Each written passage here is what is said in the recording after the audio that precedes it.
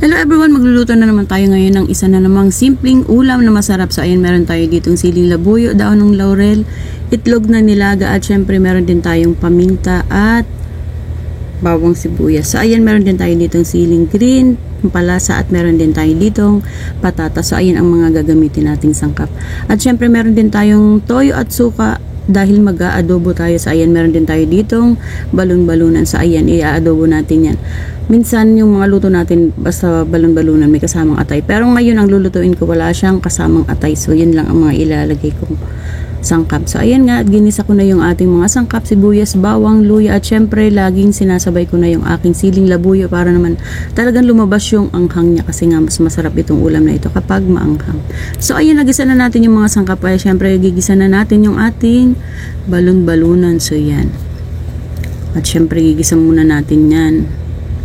Ayan, mga ilang minuto natin yan igigisa, halu-haluin lang natin. At syempre, hindi ko muna lalagyan ng toyo or tubig kasi nga may tubig yan dahil hinugasan natin yan. Meron yan konting tubig na nag-absorb, kaya palalabasin muna natin. At syempre, ayan, antayin natin yan na matuyo yung tubig na ng balon-balunan. So yan.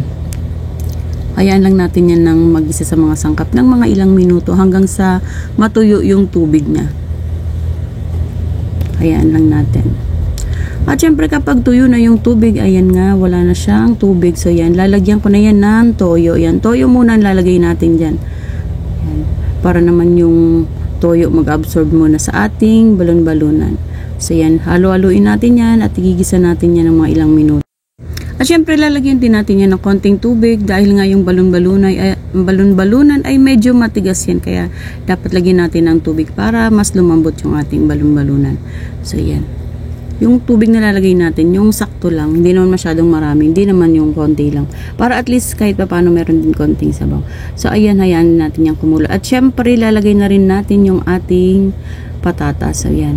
Kasi yung patatas, medyo matagal din itong lumambot. Kaya isabay na natin para sa paglambot ng balon-balunan. Para sabay na silang maluto.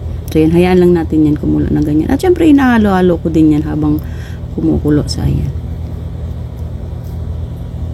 So ayan nga, dahil malambot na yung ating balon-balunan at ang ating patatas, nilagyan ko na rin yan ng suka. So yan, konting pakulo pa. So ito na nga, nilagay ko na rin yung ating pampalasa at yung ating itlog na nilaga. Yan, pang pinali na natin lalagay. Siyempre nilagyan ko rin yan ng dahon ng laurel para naman mas mabango yung ating adobo. So yan, diba? Mas lalong nakakatakam dahil mas mabango ang adobo kapag may dahon ng laurel. So ayan, hayaan lang natin yan na kumulo. At syempre lalagyan na rin natin ang dagdag pampabango sa ating adobo, ang siling green. So yan, ganyan lang. At yung apoy niyan medyo mahina na kasi na lang natin yan, konting pakulo na lang yan para naman mag-absorb lang yung ating toyo at yung ating mga pampalasa sa ating itlog din, syempre para malasa din yung ating itlog. At syempre halo-haloin din natin yan. So yan, mga ilang minuto na lang yan, okay na yan.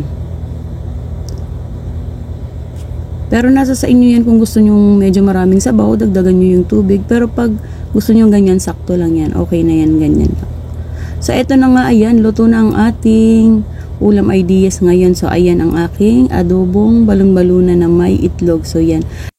Pwede rin naman itong walang sili. Kung hindi kayo nagsisili, pwede naman wag nyo nang lagyan. So ako nga, dahil lahat naman kami ay nagsisili, kaya ayan, laging maanghang yung aking mga niluluto. Pero try nyo din kung ayaw nyo nang lagyan ng sili. Ganon din naman ang lasa niyan.